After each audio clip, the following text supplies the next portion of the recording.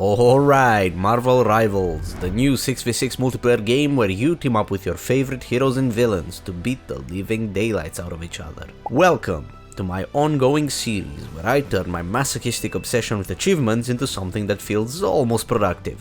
Why? Because I am an achievement hunter, and frankly this is cheaper than therapy. Today we're diving into Marvel Rivals. This is a third-person hero shooter developed and published by Chinese developer NetEase Games in collaboration with Marvel Games. It was released on December 6, 2024 and is probably the quickest 100% I've ever achieved relative to how soon after the game's release I completed it. Anyway, before I even touched the queue, I had a plan. I wasn't gonna just start playing a game to enjoy it. Oh no.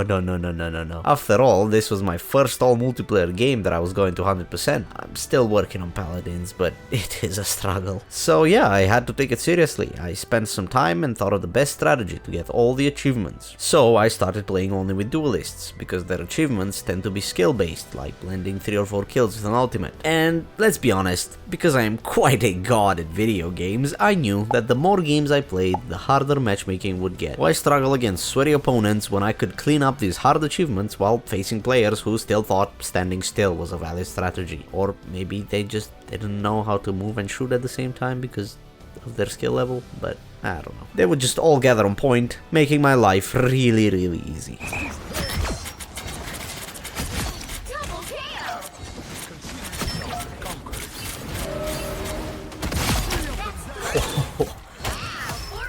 That was 3? 6, I got all 6, I got a hexa. I got a Whoa. hexa. By the time I unlocked all the duelist achievements, I was just getting into the sweaty lobbies. So if you wanna get into the game and 100% it, I would definitely recommend starting with the hardest achievements first. The game has a surprisingly decent balance for a new release with so many heroes, and even more heroes are already announced, with 2 that already joined the roster by the time I'm recording this video, those being Mr. Fantastic and Invisible Woman. And because you get all the heroes from the start, you can for sure very quickly find some that you really enjoy playing. And the balancing is so well done that at the beginning of the game everyone said Wolverine was the absolute worst hero, until this one fucking mad lad started destroying high rank lobbies by only playing Wolverine. I totally recommend you watch some videos from Team Captain to see some of the high level Wolverine plays. It's very entertaining. It took me 42 hours to get all 40 achievements, and let me tell you, the start was rougher than Hulk's skincare routine. Hulk smash! The achievements in Marvel Rivals are a mixed bag. You've got the simple ones, like giving a thumbs up to a teammate after a match, and then you've got the achievements designed to test your sanity, like Squirrel Girls for example, about which I have a story actually. This part almost made me uninstall the game and give up on 100%ing it. Squirrel Girls achievement. Sounds easy enough on paper, get 3 KOs with a single use of her ultimate. This was the rarest achievement when I started playing the game, so I figured I'll just start with that one to get it out of the way. And after hours and hours of trying, exclusively playing Squirrel Girl, split between multiple days, finally I nailed it. 3 kills, 1 ultimate, victory was mine. Or so I thought, because I discovered that the achievement was bugged and it didn't unlock. Classic. I look it up online, and lo and behold, people on Reddit have found this out already. And this one guy said that you need to get all 3 kills before the squirrels bounce off of any surface. Yeah, not great. But at least he said that as long as the enemies are damaged by the squirrels, it doesn't matter how they die. So that's good. So I went back and kept playing Squirrel Girl. And after even more hours of trying, I did it. Again, with no squirrel bounces. 3 kills, and the achievement didn't pop. Back to Google, back to Reddit. It's actually bugged and you can't get it. Great! I had to wait for the devs to patch it, then do it all over again. That's right, 3 separate triumphs and only 1 counted. Squirrel Girl might be a meme tier hero, but she now lives rent-free in my nightmares. Looking through the achievements now, the only other one that was really difficult was Wolverine's. It says you have to kill 3 people with his ultimate. His ultimate sucks ass. You basically yeet the enemies around you in the air, jump up next to them, and grab them and smash them into the ground.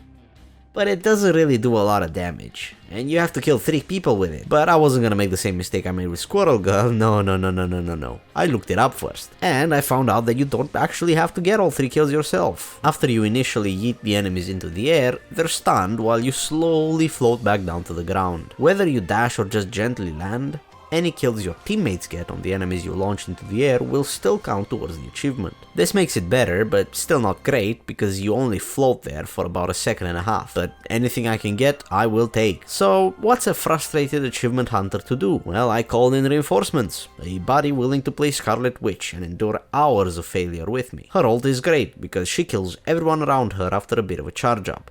Normally, people just run out of the area of effect of her ult while she's charging up, but we figured out that if I can use the Wolverine ult to throw them in the air and stun them, and then while I'm floating, Scarlet Witch can just execute them with her ult. This was still quite difficult to achieve, and we spent an entire day just failing, but when we finally did it, damn, it felt good. Born again!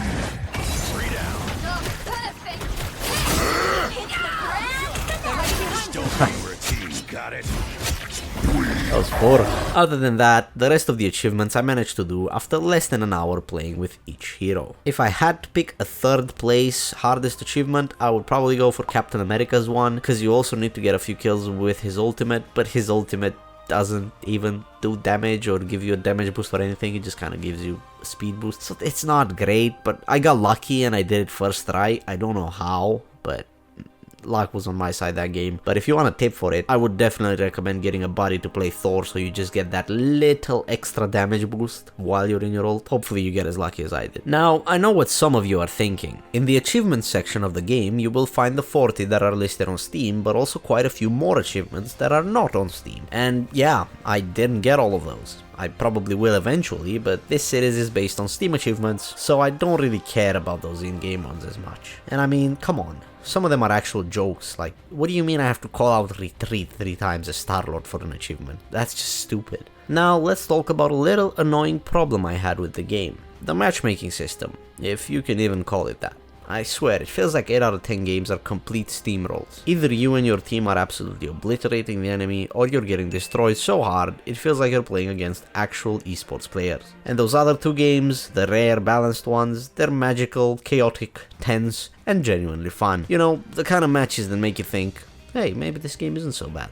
But nope, enjoy that brief moment of bliss, because it's back to Steamroll City right after. And it's not like they don't have enough players to find some that are on your level. On Steam alone, there's about 500,000 or 600,000 people playing at once. How hard can it be to find 11 that are around my skill level? And let's not forget the joy of random teammates. Half the time they're either AFK or they're trying to 1v6 the enemy team like they're the main character in an anime.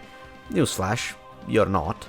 Only I am. And everyone wants to play duelists and refuses to switch to tank or healer, but everyone blames the healers for losing. It's an unwritten rule. Like, yeah buddy, me solo healing with Rocket Raccoon while you 5 pick duelists and all go in different parts of the map is totally a good strategy. The problem is that my skill level is just too low to heal everyone. Sure. In conclusion, Marvel Rivals is a chaotic, fun, and occasionally frustrating experience. It's great for casual players, but has enough depth to keep competitive players engaged as well. For achievement hunters like me, it's a solid challenge. Totally different experience compared to 100%ing single player games. If you want to 100% a multiplayer game, this is probably a good first one to do. I wish you the best of luck.